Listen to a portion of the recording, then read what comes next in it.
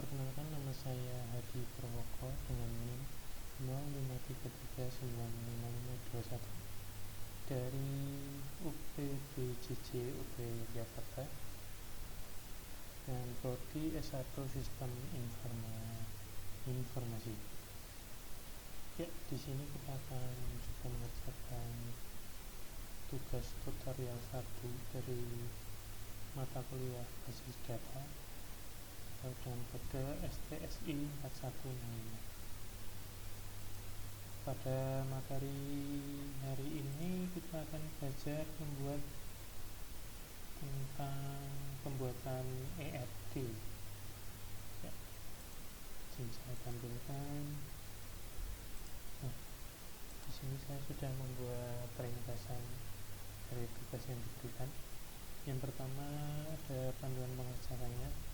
Panduan pengerjaannya akan setiap tahapan praktikum dengan mengacu pada panduan praktikum yang tersedia dalam e-learning. Nah, di sini sudah diberikan panduannya.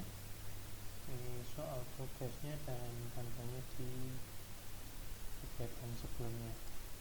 Nah, di sini sudah saya buka panduannya dan kita coba langkah selanjutnya. Untuk tahapan pelaporan dan penilaian, laporan kegiatan praktikum yang telah dilakukan dengan mengupload link rekaman video yang wajib berisi elemen sebagai berikut: 1. Perkenalan identitas mahasiswa. 2. Langkah-langkah praktik yang dilakukan disertai aktivitas kegiatan mahasiswa. Yang ketiga, hasil praktik yang telah dilakukan. Dan yang keempat, kata-kata penutup. Kita langsung aja menuju soal tugas yang pertama. Diberikan sebuah contoh kasus, yaitu pada sebuah perguruan tinggi, mahasiswa akan mengambil mata kuliah yang ditawarkan. Setiap mahasiswa dapat mengambil minimal satu mata kuliah, namun dapat mengambil beberapa mata kuliah dalam satu semester. Setiap mata kuliah hanya bisa diajar oleh satu dosen, dan setiap dosen hanya dapat mengampu mengajar atau minimal satu mata kuliah. Nah, yang selanjutnya soal yang diberikan yaitu dari contoh kasus yang diberikan tadi. Kita disuruh untuk membuat Entity Relationship Diagram atau ERD dengan tahapan dan langkah sesuai panduan. Nah, sesuai panduan yang diberikan oleh tutor yang berfile USA panduan praktik MSIM 4206 edisi 2.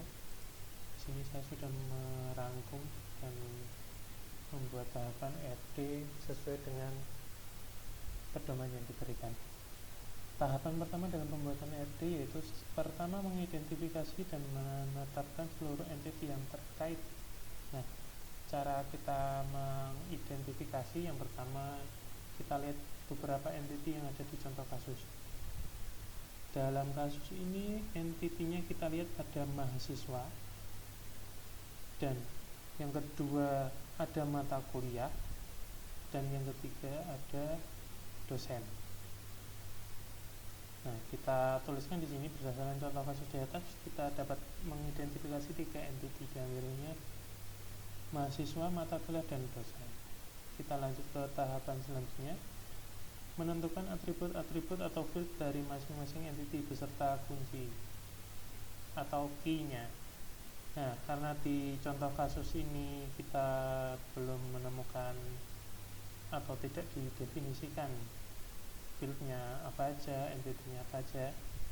Nah, kita dapat mendefinisikan beberapa atribut yang biasa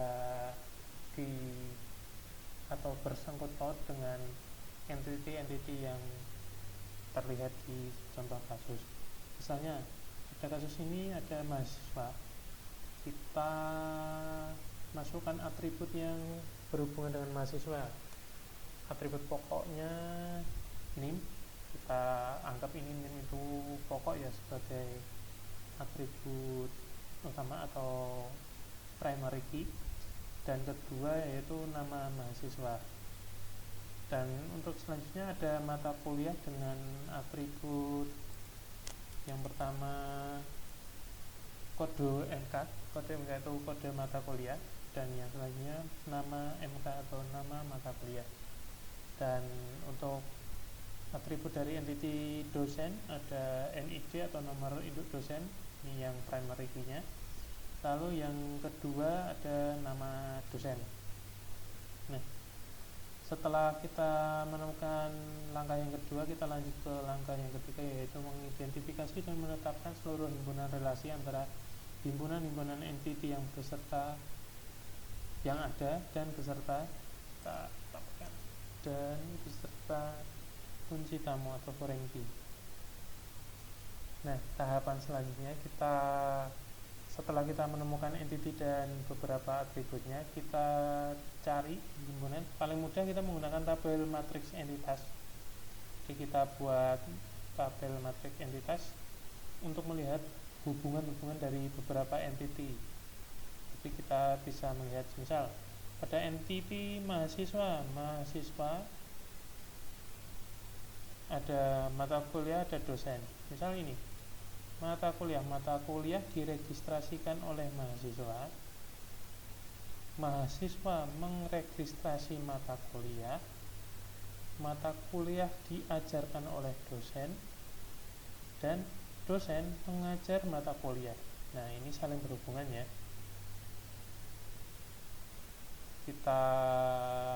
Setelah kita buat matriks entitas seperti ini, jadi kita tahu dari semua, kita membutuhkan foreign key-nya. Foreign key-nya ada diregistrasi, meregistrasi, diajarkan, dan mengajar. Nah, langkah selanjutnya yaitu kita menentukan derajat relasi untuk setiap himpunan relasi, atau kita ganti menjadi derajat kardinalitas.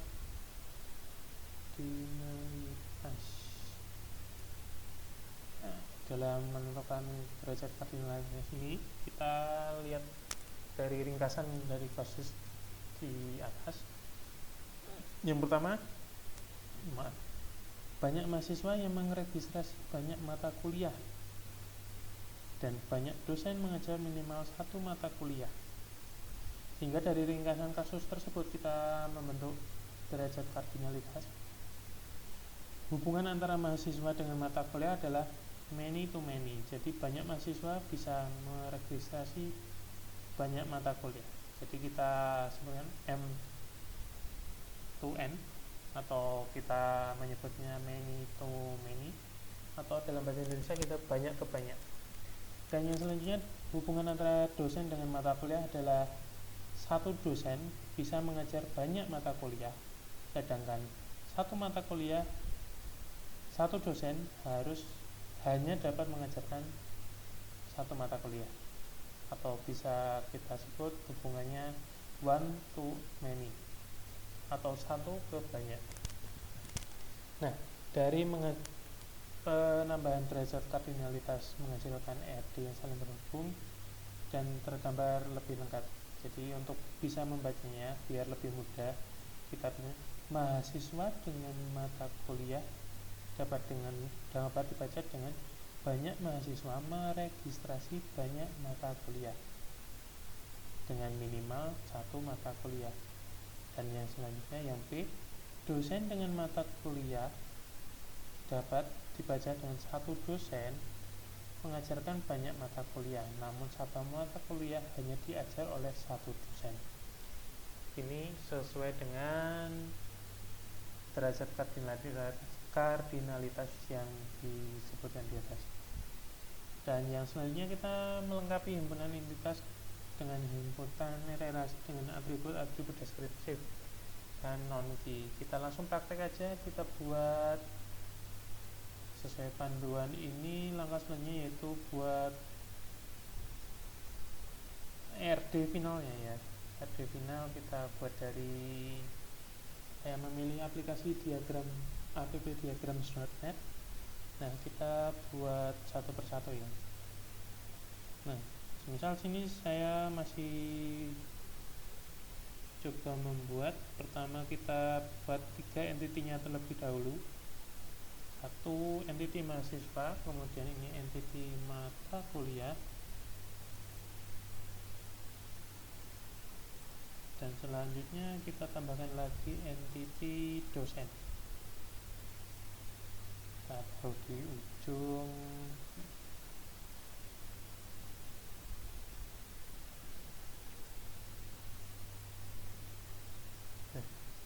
Kita tambahkan atributnya seperti tadi, mahasiswa, ada nama mahasiswa, ada name. Nah, name ini kita jadikan primary key. Lalu untuk selanjutnya kita tambahkan atribut lagi ya. Yang key atribut ini dari mata kuliah adalah kode MK.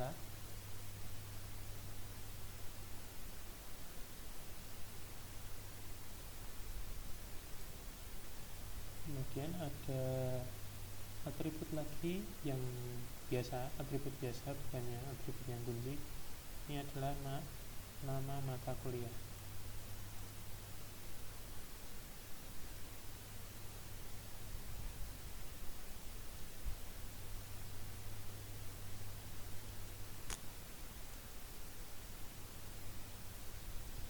Nah, kemudian sedangkan untuk dosen kita tambahkan atributnya juga yang sebagai primary key. Atribut dengan primary key adalah nomor induk dosen NID, kemudian yang sebagai foreign key yang atribut yang biasa yaitu nama dosen.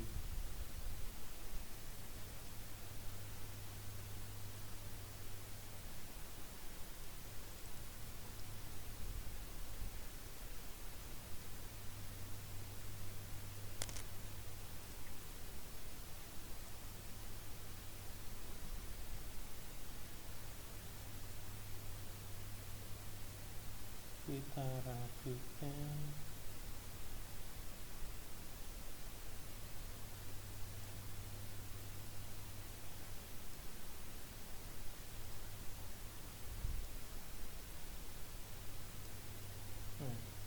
Kita coba lihat tadi antara mahasiswa dan mata kuliah di registrasi. Nah, mahasiswa meregistrasi dan kemudian kita tambahkan lagi relationship atau hubungan antara entitas ini. Kita hubungan antara mata kuliah dengan mahasiswa yaitu diregistrasi, tambahkan di sini.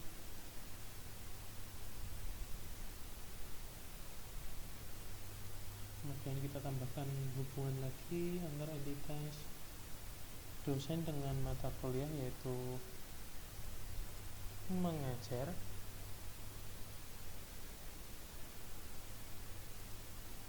Mengajar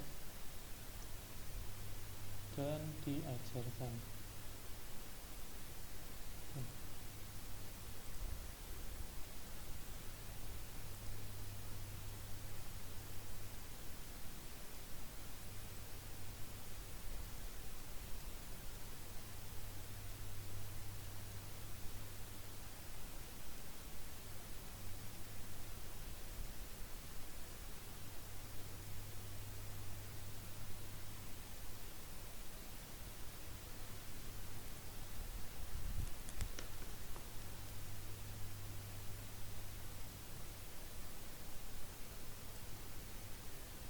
Kita lanjutkan.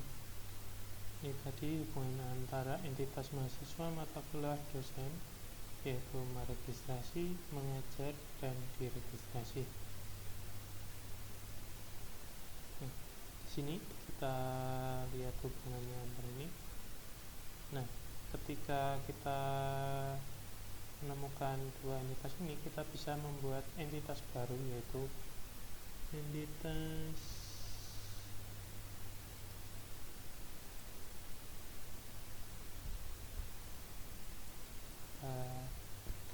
entitas baru itu registrasi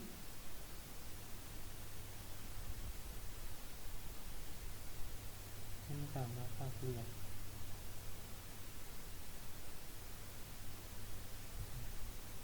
Maka sudah jadi begini, jadi hubungannya mahasiswa meregistrasi mata kuliah dan mata kuliah diregistrasikan melalui registrasi mata kuliah sesuai dengan panduan ini. Nah, dengan bertambahnya entitas di sini berarti kita tambahkan atribut lagi. Ada 2 atribut ya, semuanya dari primary key entitas mahasiswa dan kode yang dari mata kuliah. Jadi kita tambahkan primary key-nya ada 2, yang untuk meregistrasi mata kuliah kita tambahkan primary key-nya 2. Nah, di sini primary key dari mahasiswa kita ambil yang dari name. Kemudian untuk primary key dari mata kuliah kita ambil dari kode NK.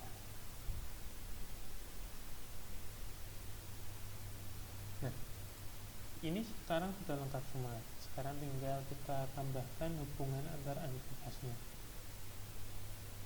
Kita lihat panduannya, salin terhubung ya.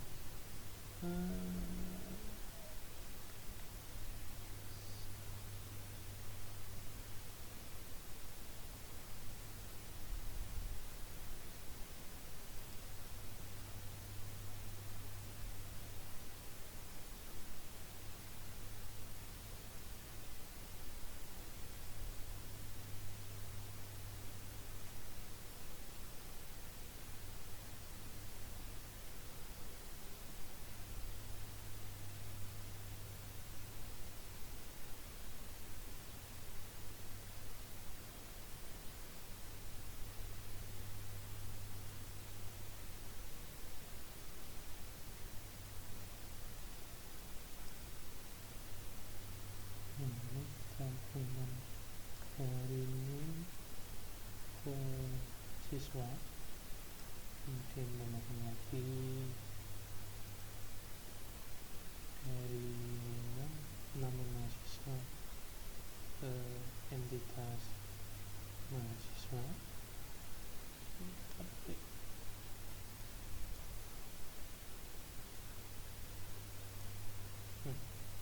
Hubungan ini saling hubungannya antara kode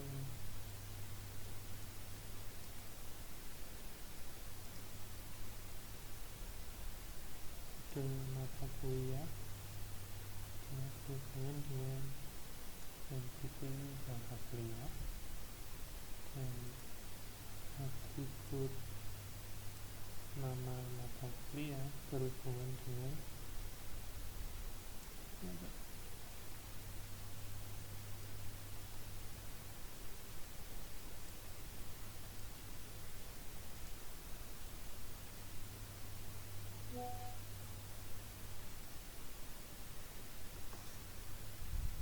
kita hubungkan lagi antara entity dosen dengan atribut nomor induk dosen, sedangkan entity dosen juga ada atribut nama dosen.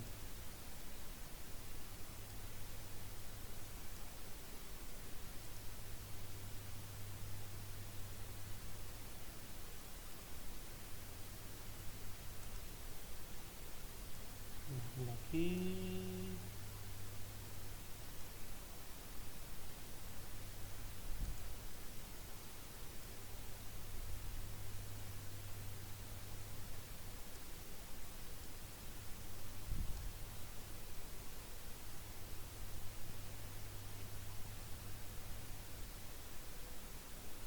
semua entity dan atributnya sudah terhubung ya. Kita lihat lagi dengan antara mahasiswa dan mengregistrasi.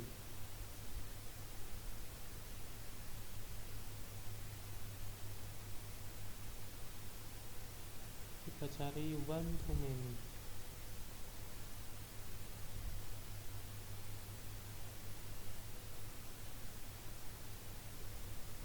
wewenang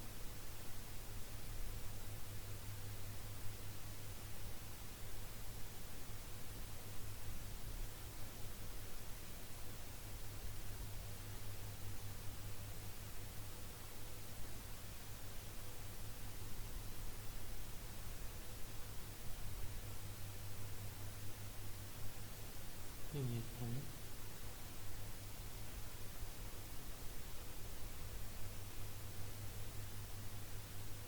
yang cuma wewenang untuk wewenang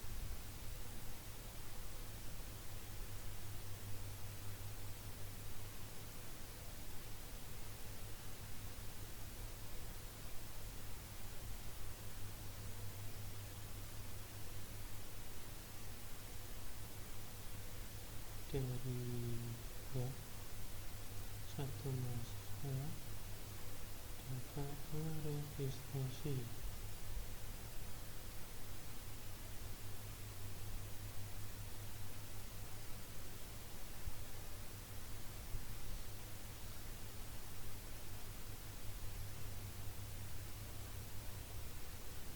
sekarang sama-sama bilangan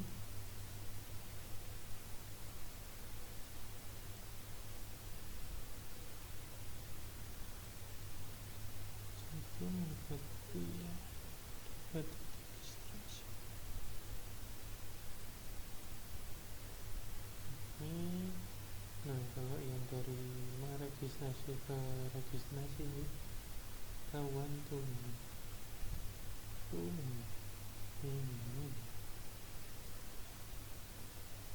ini dari sistem registrasi ke ini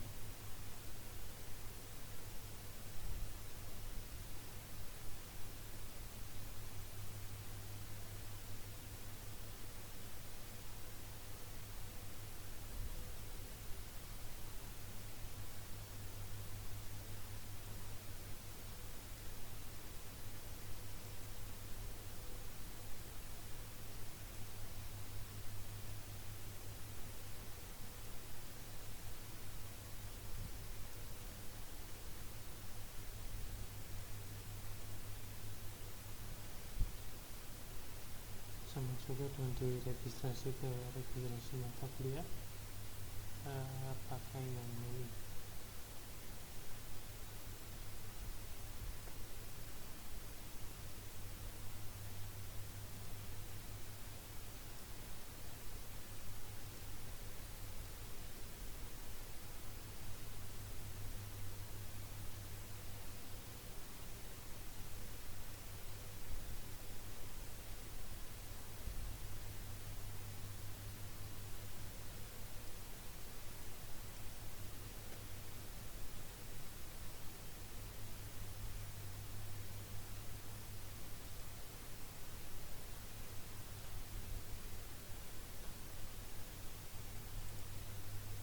ini terus kita hubungkan antara mata kuliah dan mengajar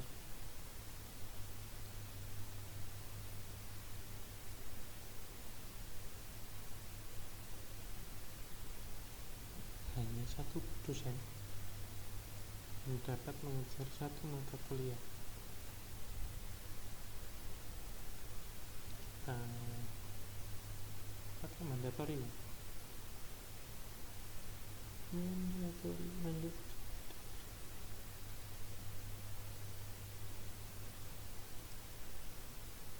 kita mandatorikan yang dari dosen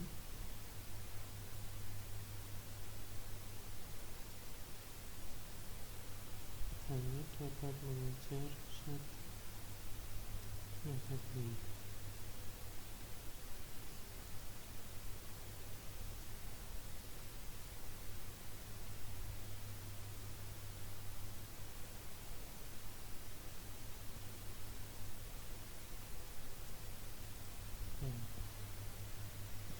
Kita pakai mandatory dan nilainya kita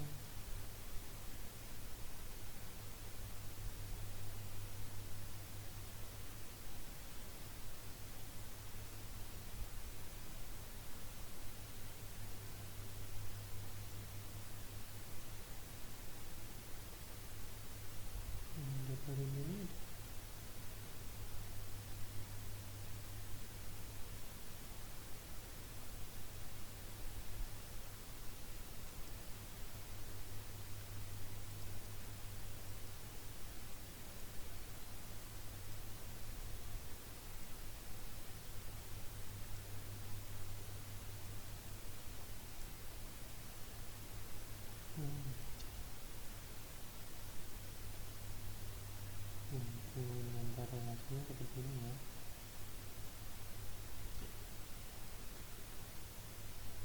Lebih mudah membacanya, tapi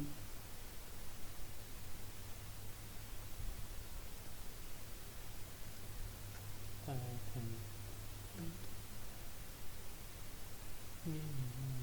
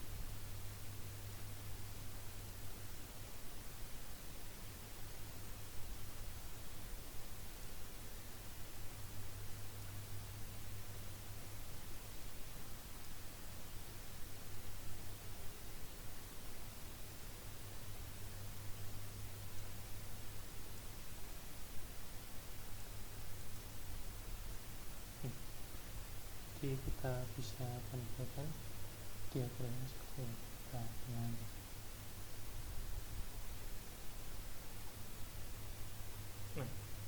kita hasilkan diagram EFD seperti ini. Nanti saya akan masukkan ke bagian bawah untuk melengkapi himpunan entitas dan himpunan relasi. Ya, saya cukupkan dulu sekian video tentang pengerjaan tutorial pertama mata kuliah basis data tentang ERD atau Entity Relationship Diagram. Sampai jumpa di tugas selanjutnya dan terima kasih kepada tutor atas bimbingannya dan telah memberikan panduan lengkap tentang cara pengerjaan tugas yang pertama ini. Saya akhiri sekian. Wassalamualaikum warahmatullahi wabarakatuh.